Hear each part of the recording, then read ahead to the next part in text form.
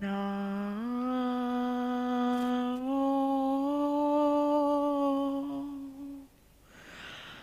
Arihantanam. Namo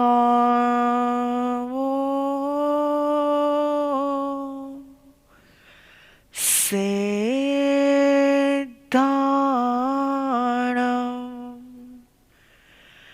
Namo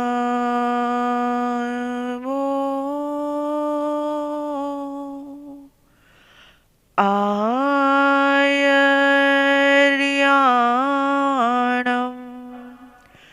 Namo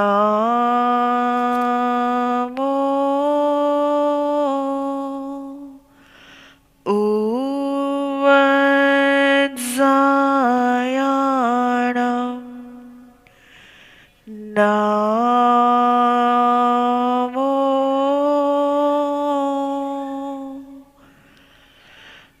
Loe Savasahoram.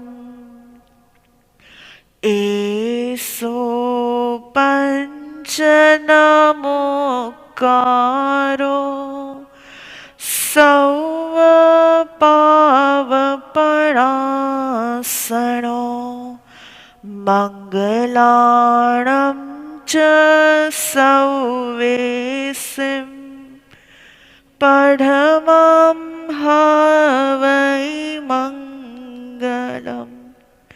Padhamam Havai Mangalam.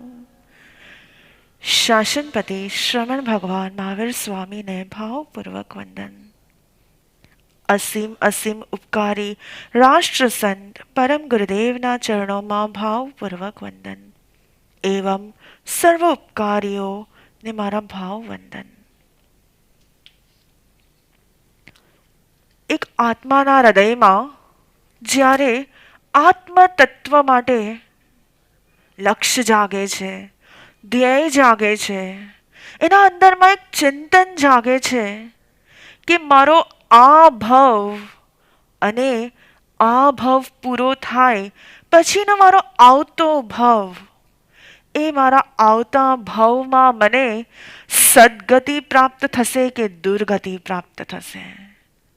મારો આવતો ભવ પ્રભુ વગરનો ભવ હશે કે પ્રભુ સાથેનો ભવ હશે. મારો આવતો ભવ મને આવતા ભવમાં ધર્મની પ્રાપ્તિ થશે કે નહીં થાય. જ્યારે આ ચિંતન જાગે છે ત્યારે આત્મા મોક્ષ પુરુષાર્થ કરવા માટે એક્ટિવ બને છે. અને મોક્ષ પુરુષાર્થ કરવા માટે એ જ્યારે જ્ઞાનની આરાધનામાં જોડાઈ જાય છે ત્યારે ધીરે ધીરે ધીરે એ પોતાના ફ્યુચરનું પ્લાનિંગ કરવા લાગે છે. એટલે જ આ એન્સાઇક્લોપીડિયા ઓફ જૈનિઝમના સેશન્સ તે આપના માટે જ્ઞાન આરાધનાના સેશન્સ છે. તે ખાલી નોલેજ વધારવા માટેના સેશન્સ નથી, પણ આ સેશન્સને સાંભળતા સાંભળતા આપ પણ આપના ફ્યુચરનું પ્લાનિંગ કરવા લાગો ને, એના માટેના આ સેશન્સ છે. અને ડેલી પરમ ગુરુદેવ પણ પુરુષાર્થ કરે છે કે આપણી અંદરનો જે જ્ઞાનનો દીપક છે તે ઓલવેઝ પ્રજ્વલિત રહે. પણ ઘણીવાર એવું બને કે જેમ હમણાં કચ્છમાં, મુંબઈમાં, સૌરાષ્ટ્રમાં, ઇન્ડિયાના કેટલાય ક્ષેત્રોમાં સ્ટોર્મ આવી રહ્યા છે, એટલે લાઈક હેવી રેનફોલ છે. ક્યારેક તો આપણે જ્યારે વેધરમાં ચેક કરીએ તો થંડર સ્ટોર્મ લખેલું આવે. એમ જ્યારે આ જ્ઞાનનો દીપક પ્રજ્વલિત થયો છે ને, ત્યારે સંસાર નામનું સ્ટોર્મ, સંસાર નામનું વાવાઝોડું કે સંસાર નામનું થંડર સ્ટોર્મ આવીને આ દીપકને બુઝાવી ના દે ને, એની માટે સતત પુરુષાર્થ કરવાનો છે. એની માટે સતત અને સતત જ્ઞાન પુરુષાર્થ કરવાનો છે. અને જેમ જેમ આપણી અંદરમાં વિનય ભાવ વધશે, જેમ જેમ આપણા હૃદયમાં પ્રભુના જ્ઞાન પ્રત્યેનો શ્રદ્ધા ભાવ જેમ વધશે, જેમ જેમ આપણા હૃદયમાં પ્રભુના જ્ઞાન પ્રત્યે નિશંકિત ભાવ આવશે, એટલે શું? નિશંકિત ભાવ, શંકા વિનાની શ્રદ્ધા કે મારા પ્રભુએ કહ્યું છે ને તો એમ જ છે, મારા પ્રભુએ આ રીતે સમજાવ્યું છે ને તો એમ જ છે, મારા પ્રભુએ લોકનું આવું સ્વરૂપ કહ્યું છે ને તો એમ જ છે, મારા પ્રભુએ કર્મની આવા પ્રકારની સ્થિતિ કહી છે ને એમ જ છે. બસ એ નિશંકિત ભાવથી, એ સંપૂર્ણ શ્રદ્ધાના ભાવથી આપણે આજનું આ સેશન સ્ટાર્ટ કરશું. આઈ હોપ કે આપને લાસ્ટ ટાઈમના સેશનમાં મેં આપને જેટલું સમજાવ્યું હતું, જેટલું મેં પ્રયત્ન કર્યો હતો આપ લોકોને સમજાવવાનો, આપને યાદ હોય. યાદ છે ને? ઓકે, તો આપણે લાસ્ટ સેશનમાં શું સ્ટડી કર્યું હતું? લાસ્ટ સેશનમાં આપણે અઢી દ્વીપના વિશે સ્ટડી કર્યું હતું. લાસ્ટ સેશનમાં આપણે લોક, રાઈટ, એ લોકના 3 પાર્ટ્સ, ઉર્ધ્વલોક, મધ્યલોક અને અધોલોક. પહેલા તો લોકના 3 પાર્ટ્સ, ઉર્ધ્વ, મધ્ય અને અધો. અને એના પછી આપણે સમજ્યું હતું મધ્યલોકને. મધ્યલોકમાં પણ આપણી કઈ સિરીઝ ચાલે છે હમણાં? નો, એ સિરીઝ ચાલે છે. તો અમે ટ્રાય કરીએ છીએ કે આગમમાં કે શાસ્ત્રોમાં કે ગ્રંથોમાં જ્યાં જ્યાં એ વર્ડ ઉપરથી જેટલા પણ શબ્દો આવે છે એ અમે આપને સમજાવીએ. તો આપણે મધ્યલોકમાં સમજ્યું હતું અઢીદ્વીપને. એટલે મધ્યલોક એટલે જીવ જ્યારે ચિંતન કરે કે મેં ક્યાં ક્યાં જન્મ લીધો છે, તો ક્યાં ક્યાં પોસિબિલિટીઝ આવે છે. બની શકે કે મેં મધ્યલોકમાં જન્મ લીધો હોય, બની શકે એની ઉપર મેં ઉર્ધ્વલોકમાં જન્મ લીધો હોય, અને બની શકે કે મેં મધ્યલોકની નીચે અધોલોકમાં જન્મ લીધો હોય. પણ જો અગર હું મનુષ્ય બનું છું તો જીવ ક્યાં જન્મ લે?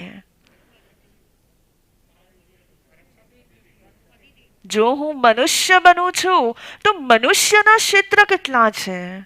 મનુષ્ય ક્યાં ક્યાં જન્મ લઈ શકે છે? એવું લાગે છે સંસાર નામનું વાવાઝોડું આવી ગયું છે કુંજન દીદી. જી, તો લાસ્ટ ટાઈમ મેં આપને સમજાવ્યું હતું કે મનુષ્ય અઢીદ્વીપમાં જન્મ લઈ શકે છે. અને આપણે લાસ્ટ ટાઈમ અઢીદ્વીપ કેવું છે, એના ડાયમેન્શન શું છે, એનું સ્ટ્રક્ચર કેવું છે, એના મેઝરમેન્ટ્સ કયા કયા છે, એ કેવી રીતે એક્ઝિસ્ટ કરે છે, એનો શેપ કેવો છે, તે બધા વિશે આપણે લાસ્ટ ટાઈમ સમજ્યું હતું. અને આજે આપણે એનાથી હજી વધારે આગળ વધીને આપણે એક નવો સબ્જેક્ટ સમજશું. લાસ્ટ ટાઈમ મેં જ્યાં એન્ડ કર્યું હતું ત્યાંથી કન્ટિન્યુ કરતા મેં આપને સમજાવ્યું હતું કે આ અઢીદ્વીપમાં 2 પ્રકારના ક્ષેત્ર છે.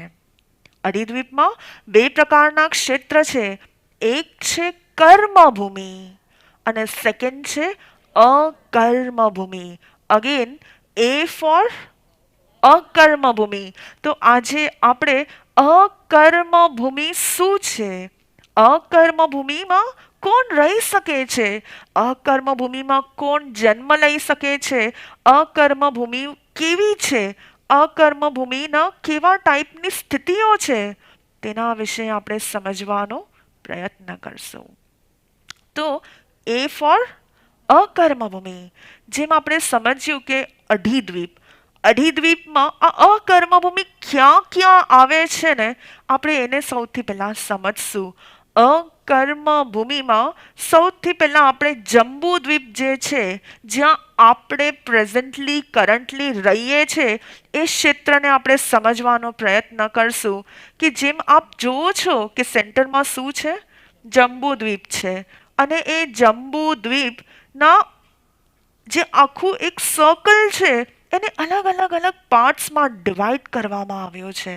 આપ જોઈ શકો છો આ આખું એક આ ઝૂમમાં અમે આપને જંબુદ્વીપ બતાડી રહ્યા છે. ઝૂમ આઉટ કરશો. આ શું છે, આખું એક સર્કલ જંબુદ્વીપ છે. જે જંબુદ્વીપ લાસ્ટ ટાઈમ મેં આપને સમજાવ્યું કે જંબુદ્વીપ એક સર્કલ છે, એક ફ્લેટ સ્ટ્રક્ચર છે. પણ એ ફ્લેટ સ્ટ્રક્ચરને કેવી રીતે ડિવાઈડ થાય છે, એ ફ્લેટ સ્ટ્રક્ચરમાં કેવા કેવા પ્રકારના લેન્ડ્સ છે, એ ફ્લેટ સ્ટ્રક્ચરમાં કોણ કોણ રહે છે, તેના વિશે આજે આપણે ડિટેલમાં જાણશું. આપ જોઈ શકો છો કે આ લેફ્ટ એકદમ બોટમમાં, જે આ બોટમ છે ત્યાં એક આમ સેમી સર્કલ ડ્રો કરેલું છે.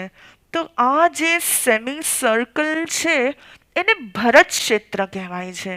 જ્યાં આપણે કરન્ટલી રહીએ છીએ, જે આપણું ક્ષેત્ર છે, જ્યાં હમણાં આપણે જીવી રહ્યા છે, જ્યાં આપણો જન્મ હમણાં થયો છે, એક શું કહેવાય છે? આ ભરત ક્ષેત્ર કહેવાય છે. અને આ જંબુ દ્વીપમાં આ ભરત ક્ષેત્ર, પણ આપણે સમજવાનું છે અકર્મભૂમિ. એક ભરત ક્ષેત્ર જાણીએ, હવે એનાથી આગળ અકર્મભૂમિ. અકર્મભૂમિ એટલે યુગલિક ક્ષેત્ર. શું કહેવાય? એનું બીજું નામ છે યુગલિક ક્ષેત્ર. યુગલિક એટલે ના, યુગલિક એટલે શું? જે યુગલ તરીકે જન્મે, જે જુગલ, યા તમે યુગલિક કહો યા તમે એને જુગલિયા કહો, યા પછી સિમ્પલ લેંગ્વેજમાં આપણે એને ટ્વિન્સ કહીએ, રાઈટ? ટ્વિન્સ જે ક્ષેત્રમાં ગર્લ અને બોય દે બોર્ન ટુગેધર, સાથે જન્મ લે, દે ગ્રો ટુગેધર, સાથે મોટા થાય, દે live ટુગેધર, સાથે જીવન જીવે, અને જ્યારે એક મેચ્યોરિટીનો ફેઝ આવે ત્યારે આ જ બોય અને ગર્લ જે પેલા સાથે જન્મ્યા, સાથે મોટા થયા, સાથે જીવ્યા, આ જ બે છોકરા અને છોકરી શું થઈ જાય? હસબન્ડ અને વાઈફ બની જાય. આ બે પોતાની સાથેનું જીવન હસબન્ડ અને વાઈફની જેમ જીવવા લાગે. આવું જે ક્ષેત્ર છે, સાથે જ બોર્ન થાય, એક જ પેરેન્ટ્સ પાસેથી સાથે બોર્ન થાય, સાથે જીવે, સાથે મોટા થાય, અને જેમ એક મેચ્યોરિટીનો ફેઝ આવે, અમુક વર્ષો પસાર થાય, એના પછી તે ભાઈ બહેનમાંથી હસબન્ડ અને વાઈફની જેમ જીવન જીવવા લાગે, એવું જે ક્ષેત્ર છે, એવા જ્યાં આવા પ્રકારના લોકો રહે છે, એને શું કહેવાય છે? યુગલિક. જ્યાં યુગલિક રહે છે, યુગલિયા, જુગલિયા રહે છે, એવા ક્ષેત્રને અકર્મભૂમિ કહેવાય છે. શું કહેવાય છે? એવા ક્ષેત્રને અકર્મભૂમિ કહેવાય છે. તો આજે આપણે અકર્મભૂમિ વિશે સમજશું. એક રિક્વેસ્ટ છે કે આપ બધા પ્લીઝ જેટલી પણ સ્પેસ એમ્પ્ટી છે, અગર આપ પહેલાં ત્યાં બેસી શકો તો બીજાને ડિસ્ટર્બ ન થાય. આપ એમને સાઈડમાં બેસવા માટે પણ કહી શકો છો.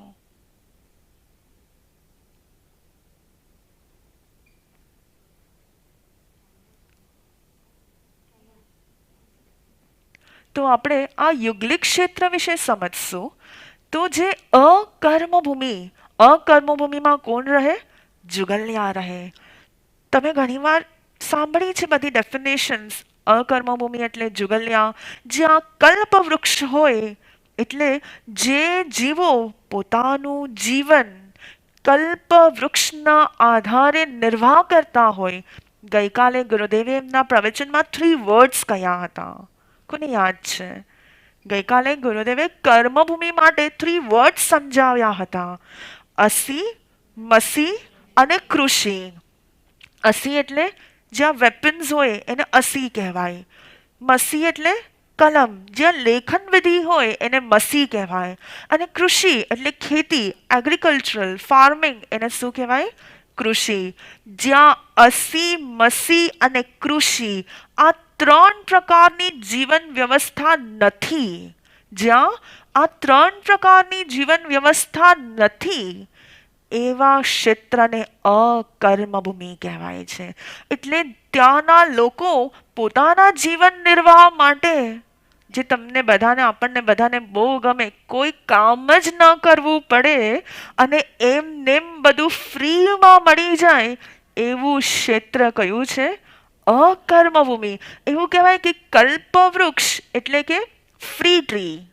કલ્પવૃક્ષને શું કહી શકીએ આપણે?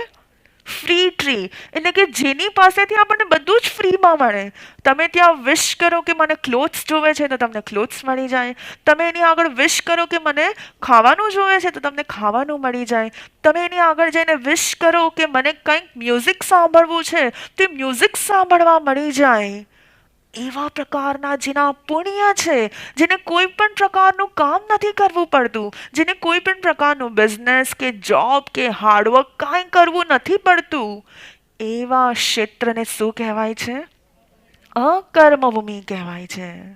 એવું કહેવાય કે જે આ જુગલિયાઓ છે, જે આ ટ્વિન્સ છે, એમનો ક્રોધ, માન, માયા, લોભ, આ 4 પ્રકારના કશાયો એટલા શાંત થયેલા છે, ઉપશાંત થયેલા છે કે એ લોકોની અંદરમાં કોઈ પણ વસ્તુ માટે, કેમ કે એ લોકોને ત્યાં એટલી બધી વસ્તુઓની પ્રાપ્તિ થાય છે કે ત્યાં એ લોકોને કોઈ પણ વસ્તુ માટે નથી કોઈ ટાઈપનું અટેચમેન્ટ, કે નથી ત્યાં એમને કોઈ પણ ટાઈપનો અટ્રેક્શન, કે નથી એમને ત્યાં કોઈ પણ ટાઈપનું ઇન્વોલ્વમેન્ટ.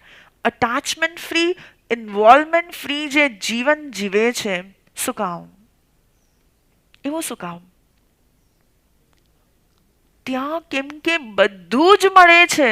તમે ઈચ્છો એની પહેલા તમને મળી જાય એવું આ ક્ષેત્ર છે અકર્મભૂમિ. એટલે ઘણીવાર આપ લોકોએ સાંભળ્યું હોય, વાંચ્યું હોય, અકર્મભૂમિનો ડેફિનેશન, વ્યાખ્યા શું? કે જ્યાં જુગલિયા રહે તે અકર્મભૂમિ, જ્યાં કલ્પવૃક્ષ હોય તે અકર્મભૂમિ. પણ આજે હું આપને એક નવો ડેફિનેશન આપીશ કે જ્યાં ડિમાન્ડ કરતા સપ્લાય વધારે છે, જ્યાં ડિમાન્ડ કરતા સપ્લાય વધારે છે, એવી ભૂમિને અકર્મભૂમિ કહેવાય છે. એવી ભૂમિને અકર્મભૂમિ કહેવાય છે.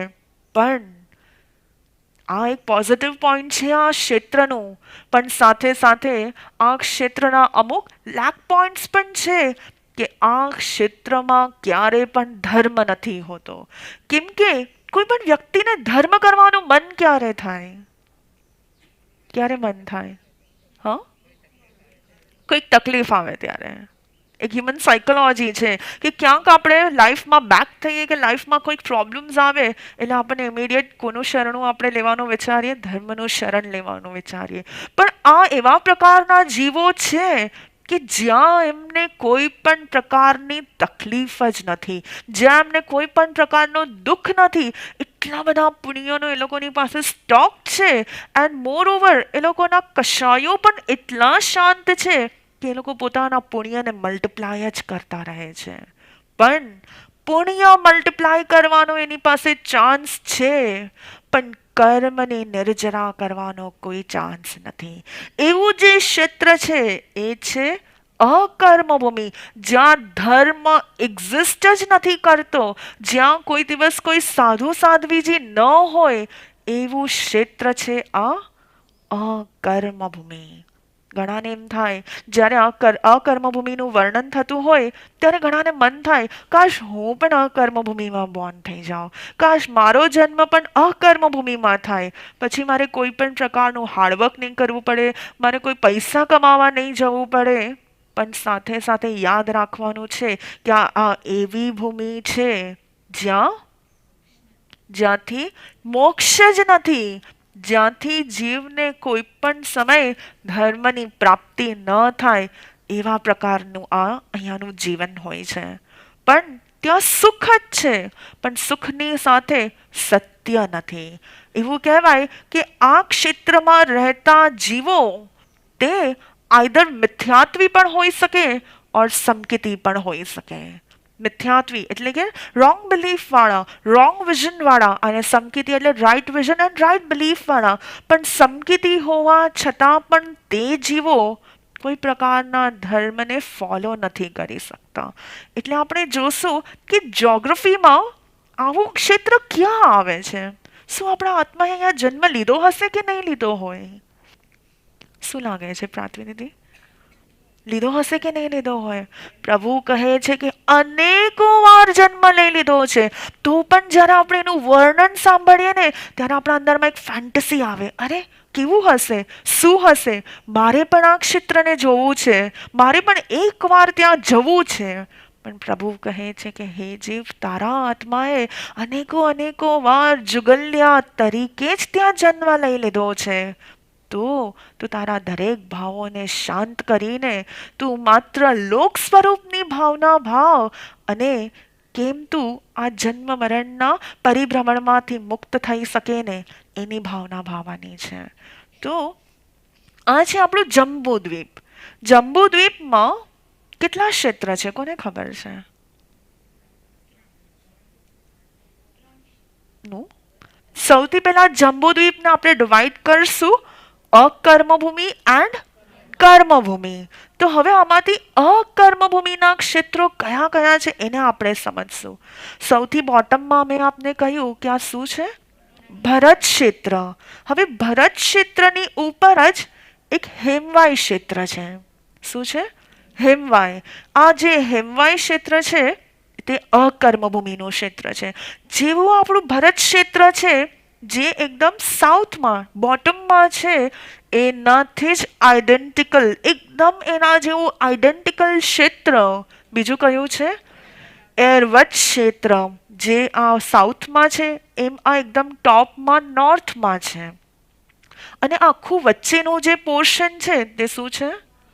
મહાવિદ્ય ક્ષેત્ર. આપણને જો સમય મળશે તો હું આપને આગળ આ ક્ષેત્રના વિશે પણ સમજાવીશ. પણ બેઝિકલી આખી જ્યોગ્રાફી આવી રીતે છે કે સાઉથમાં ભરત ક્ષેત્ર, નોર્થમાં એરવત ક્ષેત્ર અને સેન્ટરમાં મહાવિદ્ય ક્ષેત્ર. તો જે ત્રણ ક્ષેત્રના મેં આપને નામ કહ્યા તે કર્મભૂમિના છે. જ્યાં આપણા જેવા લોકો રહે છે, જ્યાં સમય બદલાયા કરે છે, જ્યાં અસીમસી કૃષિ થાય, જ્યાંથી મોક્ષ જવાય, જ્યાંથી ધર્મની પ્રાપ્તિ થઈ શકે, જ્યાં સંયમ જીવન ગ્રહણ કરી શકાય, એવા આ ત્રણ ક્ષેત્ર છે જેને કહેવાય છે કર્મભૂમિ. પણ આપણે જોવાનું છે કે અકર્મભૂમિ ક્યાં ક્યાં છે. તો જે આ ભરત ક્ષેત્ર છે એના ટોપમાં હેમવાઈ નામનું ક્ષેત્ર છે.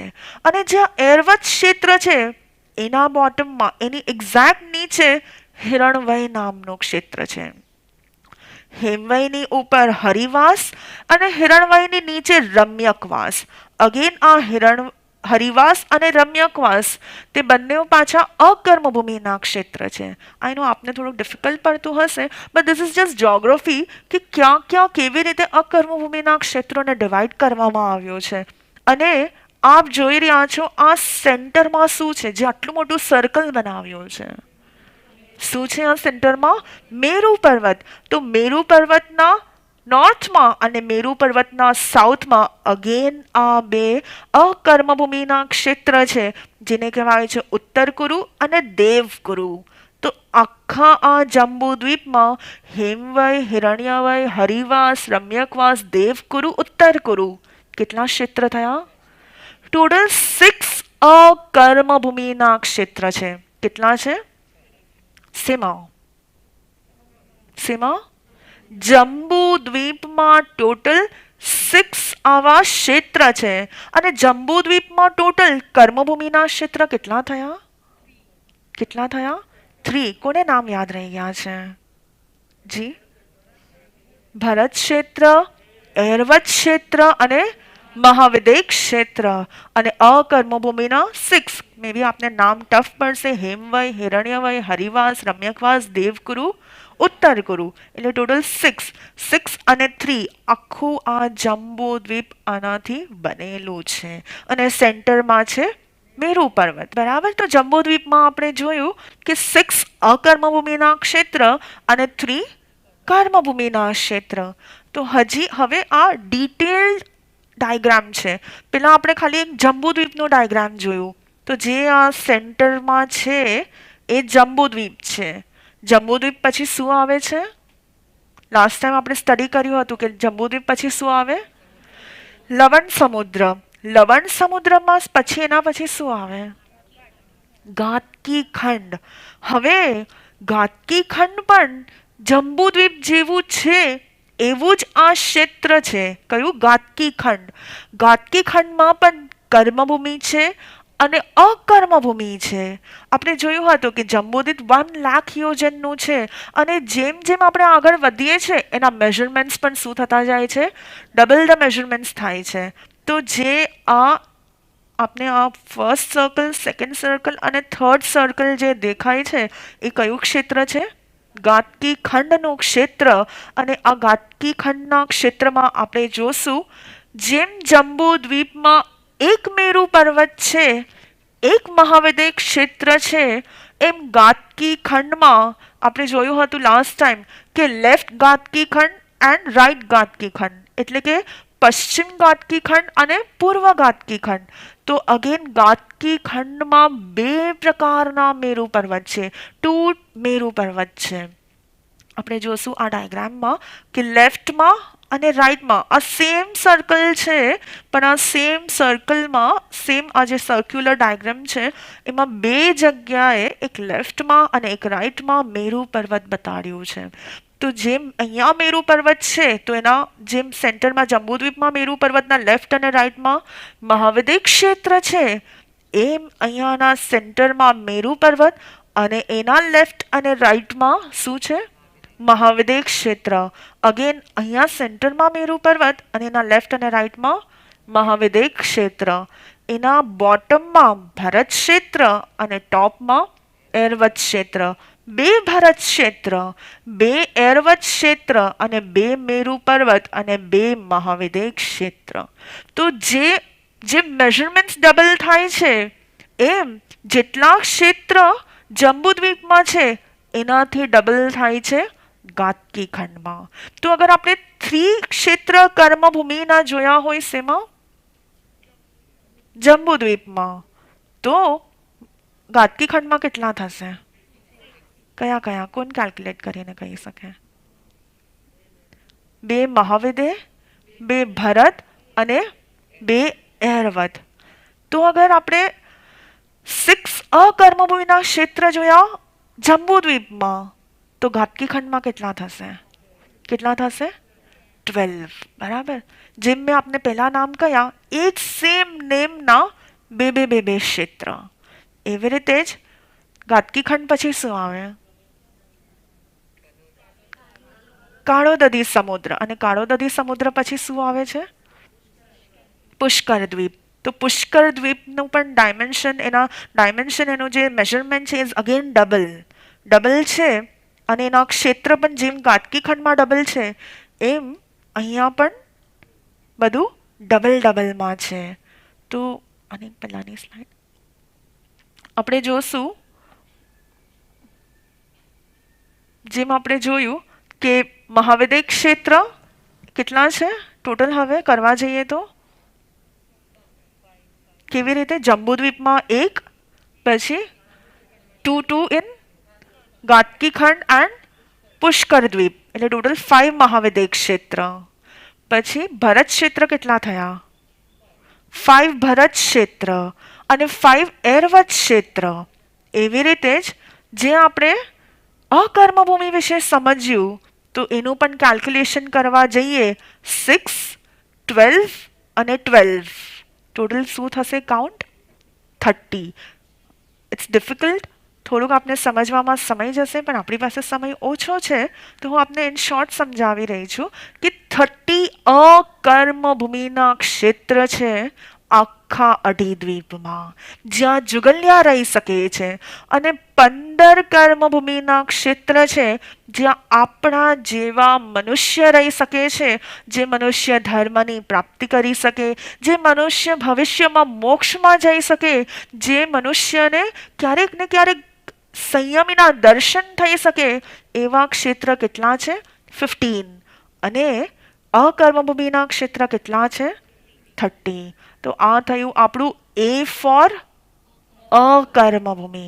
આઈ હોપ આપને બધાને બહુ સમજાણું હોય, અને આપને કોઈ પણ ડાઉટ હોય કે કોઈ ક્વેશ્ચન હોય તો મે બી આપણને આગળ સમય મળશે તો આપણે એ ક્વેશ્ચન આન્સર્સ પણ લઈ શકશું. હવે હું વિનંતી કરીશ કે પરમ ગુરુદેવ બોધ વચન ફરમાવે અને આપણા જ્ઞાનના દીપકને પ્રજ્વલિત કરે.